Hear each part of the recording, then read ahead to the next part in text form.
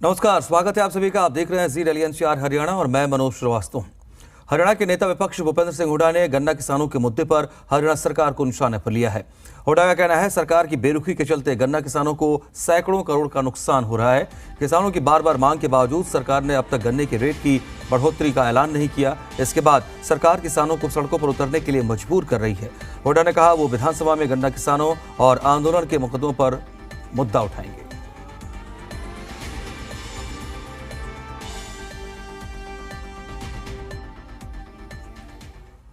Bond policy के विरोध में एमबीबीएस छात्रों का धरना प्रदर्शन और हड़ताल लगातार जारी है। इसे लेकर मुख्यमंत्री मनोहर लाल का बयान आया। उन्होंने कहा एमबीबीएस छात्र मौखिक रूप से तो सरकार की बात मान रहे हैं, लेकिन लिख कर देने में कतरा रहे हैं। वहीं हरियाणा पुलिस की भर्ती के रिजल्ट पर मुख्यमंत्री ने कहा हरियाणा सरकार ने रिजल्ट निकाल दिया है, लेकिन कोर्ट ने स्टे लगाया है। हरियाणा सरकार ये कोशिश कर रही है कि स्टे जल्दी से हट सके। तो वही नेता प्रतिपक्ष भूपेंद्र हुड्डा की तरफ से की जा रही गन्ने के दाम में बढ़ोतरी के मुद्दे पर भी उन्होंने अपनी स्थिति स्पष्ट किया और उन्होंने कहा कि गन्ना एसोसिएशन खुद फैसला लेने के लिए आजाद है। ये कुल मिलाकर के हमारे प्रदेश का विषय है, कोई देश भर का विषय नहीं है। और अगर केंद्रीय वहाँ से कोई एमसीआई से या किसी और जगह से किसी प्रकार का कोई निर्देश आएगा, कोई बात होगी, उसको विचार करेंगे। हमने एक विषय रखा है, हमारी ओर से इतना सख्त भी नहीं है, केवल इतना ही है कि जो सरकारी मेडिकल कॉलेज में पढ़ेगा वो कम से कम 5 साल प्रदेश की सेवा में रहे, इतना सा विषय है। और वर्बली सब लोग मानते हैं कि हाँ 5 साल रहने के लिए हम तैयार हैं। जब वर्बली मानते हैं तो लिखने में भी हर्ज नहीं है। तो सब लोगों ने माना है कि हाँ ठीक है, 5 साल जिसके अंदर हमने उसको एमडी करने के लिए भी छूट दे दी है कि उसी के अंतर्गत पीजी जो करेगा वो एमडी एमएस भी करेगा, तो 3 साल उसके वो भी 5 साल में मान लिए जाएंगे। बाकी सरकारी सर्विस में कहीं भी जाए, अपनी स्टेट में, दूसरी स्टेट में, केंद्र में, आर्मी में, कहीं भी जाते हैं तो उन सब जगह वो 5 साल की सर्विस मान्य होगी। कोर्ट के डिसीजन के कारण से वो सारा डिले हो रहा है। और हरियाणा पुलिस की भर्ती हमने अपनी ओर से तो रिजल्ट भी निकाल दिया है, लेकिन कहीं उसके ऊपर स्टे लगा दिया कोर्ट ने। जो उसका न्यूट्रलाइजेशन का एक मुद्दा है जो अभी जज सुन रहे हैं। बीच में कोई घटना हो गई थी कि वहाँ का कोई अंदर सुनवाई के समय का वीडियो जो है वो बाहर आ गया और वो सारा उसमें कोई कठिनाई आ गई, लंबा चल गया। लेकिन हम चाहते हैं कि जल्दी से जल्दी उसका हल हो और हम उसकी ज्वाइनिंग कराएं। गन्ने के वृद्धि मूल्य को लेकर के भूपेंद्र हुड्डा ने भी प्रेस अभी हमारा गन्ना किसान बोर्ड मीटिंग करके और जो निर्णय लेना वो लेंगे, वो अपना इंडिपेंडेंट एक तरीके से निर्णय लेते लेंगे। चंडीगढ़ में हरियाणा के मुख्यमंत्री मनोहर लाल की अगुवाई में बीजेपी विधायक दल की अहम बैठक हुई।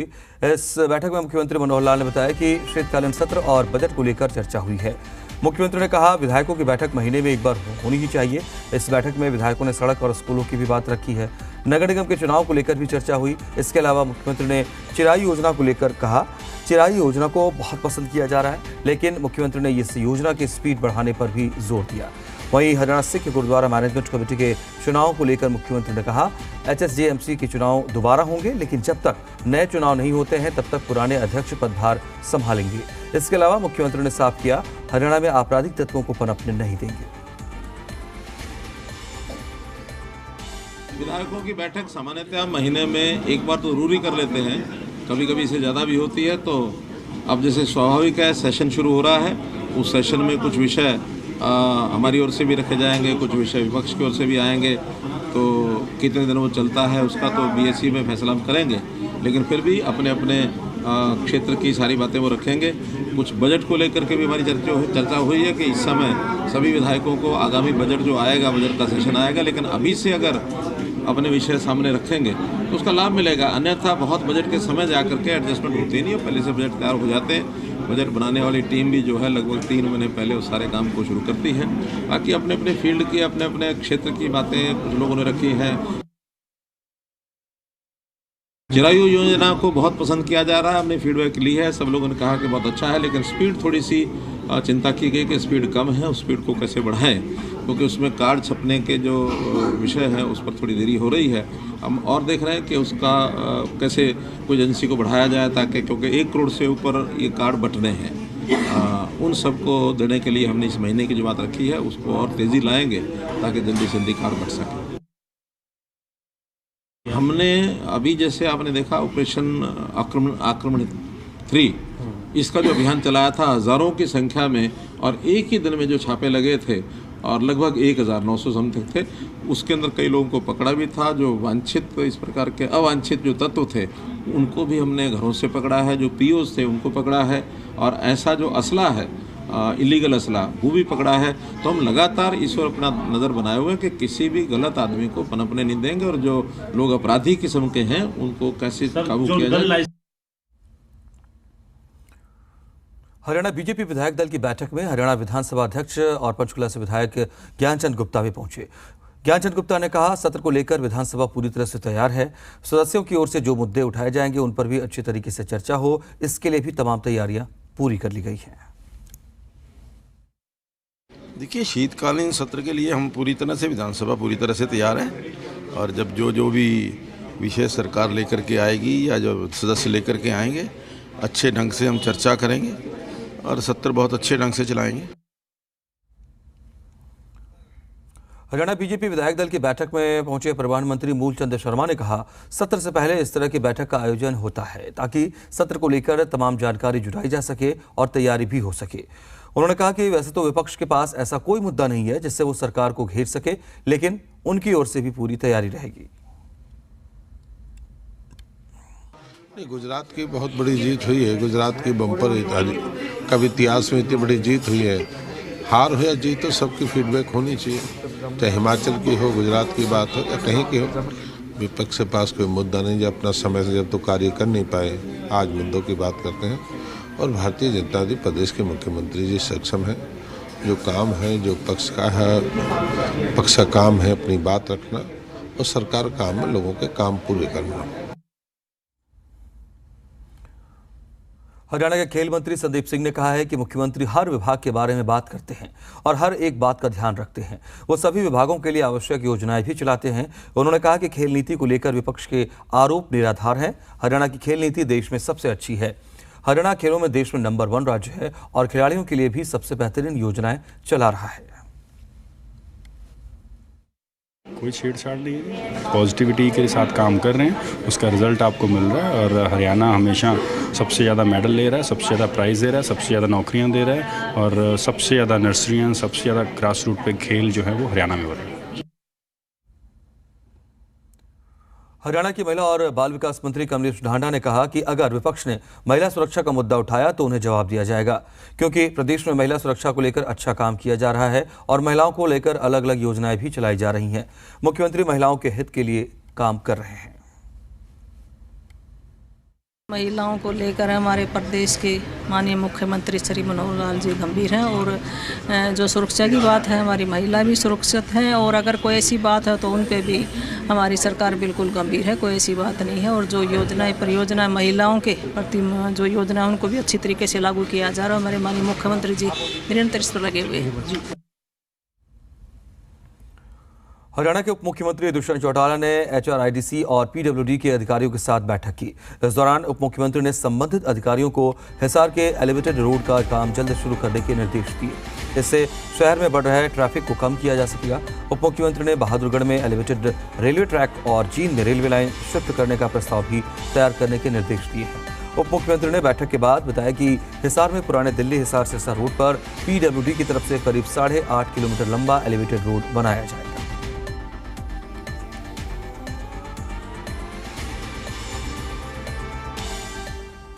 कृषि मंत्री JP दलाल ने कहा कि मुख्यमंत्री का निर्देश है कि हर महीने सभी विधायकों के साथ बैठक हो और मुद्दों पर चर्चा हो। इस बैठक में विधानसभा सत्र को लेकर भी बात की जाएगी। उन्होंने कहा कि चाहे ओल्ड पेंशन स्कीम का मुद्दा हो या MBBS का मुद्दा, मुख्यमंत्री हरियाणा के लोगों के हित के लिए योजनाएं लागू करते हैं, किसी को भी इनका विरोध नहीं करना चाहिए। वहीं उन्होंने कहा, हरियाणा राज्य किसानों का राजा है और हरियाणा के किसान खुशहाल हैं, क्योंकि सरकार उन्हें देश में फसलों के सबसे ज्यादा दाम दे रही है। किसानों के लिए अलग अलग नीतियां बनाई जा रही हैं। जो भी, चाहे वो पुरानी पेंशन का मुद्दा है या MBBS वाला मुद्दा है, मुख्यमंत्री जी जो काम करते हैं वो सोच समझ के करते हैं, जनहित को ध्यान में रख करते हैं। आज डॉक्टरों की ज़रूरत है, और हरियाणा सरकार के खजाने से डॉक्टर जो सरकारी अस्पतालों में बनते हैं, उनको ग्रामीण क्षेत्र की सेवा करनी चाहिए, गरीब वर्ग की सेवा करनी चाहिए। तो इस तरह के मुद्दे जो है विपक्ष अगर उठाता है तो उसको जवाब सुनने के लिए भी तैयार रहना चाहिए, क्योंकि जनता देख रही होती है। हमारे जो निर्णय होते हैं वो व्यापक जो जनता है, बड़ी ज़्यादा जनता है, उसके हित में होते हैं। फरीदाबाद पहुंचे हरियाणा के पंचायती राज मंत्री देवेंद्र सिंह बबली का कहना है कि 2024 के चुनाव में जनता तय करेगी, वो किसे अपना वोट देकर विजयी बनाएगी। लेकिन ये तय है बीजेपी और जेजेपी गठबंधन में ही चुनाव लड़ेंगे। पंचायती राज मंत्री ने नवनिर्वाचित जिला परिषद, पंचायत समिति, ब्लॉक समिति के सदस्यों से मुलाकात की और उन्हें इलाके के विकास के लिए बढ़ चढ़कर काम करने के निर्देश दिए। कार्यक्रम में महिलाओं की कम हाजिरी को लेकर उन्होंने कहा, इसे लेकर आदेश जारी किए गए हैं। अगली बैठक में चुने हुए प्रतिनिधि ही पहुंचे। हमने एक आयोजन किया और इसको जिला स्तरीय उनको बधाई और साथ में संवाद प्रोग्राम, ताकि हमारे गांव के अंदर कोविड की वजह से जो काम स्लो थे, अब हमारी जो पंचायतें जिसको हम छोटी सरकार कहते हैं, हमारी ब्लॉक समितियां जिला परिषद बनकर आई हैं, हम उस गांव को गति देने का काम करें।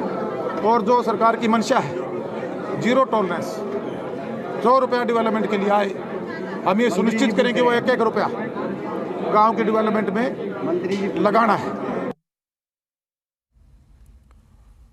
चंडीगढ़ कार्यालय पर जननायक जनता पार्टी की बैठक हुई और इस बैठक की अध्यक्षता प्रदेश अध्यक्ष सरदार निशान सिंह ने की। बैठक में उपस्थित सभी पदाधिकारियों की डिप्टी सीएम ने पीठ थपथपाई और कहा, उनकी मेहनत के कारण ही भिवानी रैली ने सफलता के झंडे गाड़े हैं। ये समय निश्चिंत होकर बैठने का नहीं, बल्कि दोगुने जोश के साथ पार्टी का प्रचार प्रसार करने का है। हमारी पार्टी का स्थापना दिवस बहुत सक्सेस रहा। 9 दिसंबर का जो आयोजन था, तो उसको लेकर के एक मंथन सभी साथियों को लेकर के हमारे जो प्रभारी थे, सह प्रभारी थे, जिला के अध्यक्ष थे, उनके साथ आदरणीय डिप्टी चीफ मिनिस्टर साहब ने बैठक कर सारी रिपोर्ट्स ली, सारी की पीठ थपथपाई और सभी को इस बात के लिए बधाई दी कि बहुत बढ़िया आयोजन था, जिसका सिर्फ हरियाणा ही नहीं पूरे देश के अंदर मैसेज गया कि इतनी बड़ी रैलियां चौई देवीलाल जी के समय हुआ करती थी, या हमने भी की तो पांडु पिंडारा के बाद ये दूसरी रैली थी जो बहुत बड़ी संख्या में। जननायक जनता पार्टी की तरफ से विजय लोहिया को फरीदाबाद में जिला परिषद का चेयरमैन बनाया जाएगा। यह ऐलान जननायक जनता पार्टी के प्रदेश अध्यक्ष सरदार निशान सिंह की तरफ से किया गया। निशान सिंह ने बताया, जिला परिषद के विजेताओं को लेकर फीडबैक लिया गया है। गठबंधन को लेकर निशान सिंह ने कहा, गठबंधन पर कोई शंका नहीं है। जेजेपी ने 5 साल के लिए गठबंधन किया है और पार्टी गठबंधन धर्म निभा रही है। हाँ, इनको बधाई देता हूँ। विजय लोहिया जी हमारे बीच में हैं और पार्टी भी ज्वाइन की है और चेयरमैन भी अंडरस्टूड है कि एससी मैन की वो सीट रिजर्व है और यही वहाँ हैं जो मतलब अंडरस्टूड है कि ये वहाँ के फरीदाबाद डिस्ट्रिक्ट के जिला परिषद के चेयरमैन होंगे। कांग्रेस की भारत जोड़ो यात्रा के हरियाणा आगमन को लेकर दिल्ली में हरियाणा कांग्रेस की अहम बैठक हुई। बैठक में सभी समितियों को उनकी जिम्मेदारियां समझाई गईं। आपको बता दें, भारत जोड़ो यात्रा को लेकर हरियाणा कांग्रेस में 14 अलग अलग समितियां बनाई गई हैं। भारत जोड़ो यात्रा के हरियाणा में प्रवेश करने से लेकर दिल्ली के राजघाट तक हरियाणा कांग्रेस के नेता साथ रहेंगे। भारत जोड़ो यात्रा का दूसरा चरण जनवरी के पहले हफ्ते में फिर से हरियाणा में दाखिल होगा और दूसरे चरण में 8 से 9 दिन तक भारत जोड़ो यात्रा हरियाणा में रहेगी। दूसरे चरण का जल्दी ही फाइनल रोड मैप तैयार होगा। 21 दिसंबर को हरियाणा में प्रवेश कर जाएंगे फिरोजपुर जिरका, और 22 को सोना होते हैं, 23 को फरीदाबाद में पहुंचेंगे और 24 को बदरपुर बॉर्डर से दिल्ली आ जाएंगे।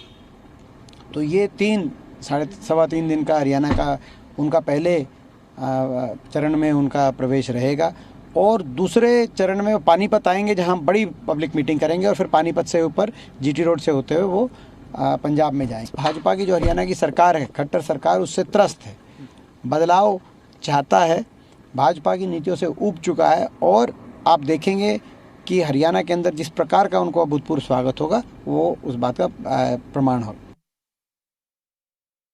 फर्स्ट फेज का रूट, किलोमीटर, वेन्यू सब चीज़ तय हो गया।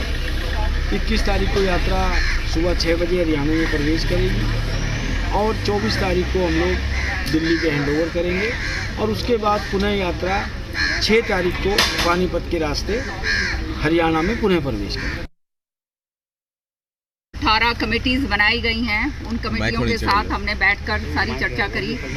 हर एक कमेटी अपने अपना क्या क्या काम कर चुकी है और जो पहले 3 दिन हैं फिर जहाँ पे मुडाका बॉर्डर से जो है वो एंटर करेंगे और फिर बाद में सोना से बाहर निकलकर वहाँ तक जाएंगे अपने राजघाट तक। तो पहला चरण तो ये है। दूसरा चरण जो है वो शुरू होगा 6 तारीख की रात को आप पहुँचेंगे और 7 तारीख का जो है उनका प्रोग्राम है और शनिवार को जो है पानीपत में एक बड़ी पब्लिक मीटिंग करी जाएगी और उसके बाद जो है 9 दिन का प्रोग्राम राहुल जी का है। 10 तारीख का अवकाश है, मतलब एक दिन जो है जैसे फ्री दिन होता है वो वहाँ पर होगा और उसके बाद वो आगे पंजाब की तरफ निकलेंगे। कैथल में अध्यापक हरियाणा सरकार की चिराग योजना का विरोध कर रहे हैं। अध्यापक संघ का आरोप है कि सरकार चिराग योजना के नाम पर सरकारी स्कूलों को धीरे धीरे बंद करने की तैयारी कर रही है, क्योंकि हर साल अगर 25,000 छात्र सरकारी स्कूलों से निकलकर प्राइवेट स्कूलों में चले जाएंगे तो स्कूलों में बच्चों की संख्या कम हो जाएगी और कम संख्या होने की वजह से स्कूलों को पहले मर्ज किया जाएगा, उसके बाद बंद कर दिया जाएगा। साथ ही अध्यापक सरकार पर दोहरा मापदंड अपनाने का भी आरोप लगा रहे हैं। वहीं गरीब बच्चों के अभिभावकों का कहना है इस योजना से गरीबों के बच्चे भी अमीर बच्चों की तरह प्राइवेट स्कूलों में अच्छी शिक्षा ग्रहण कर सकेंगे। उन्होंने इसके लिए सरकार का धन्यवाद किया।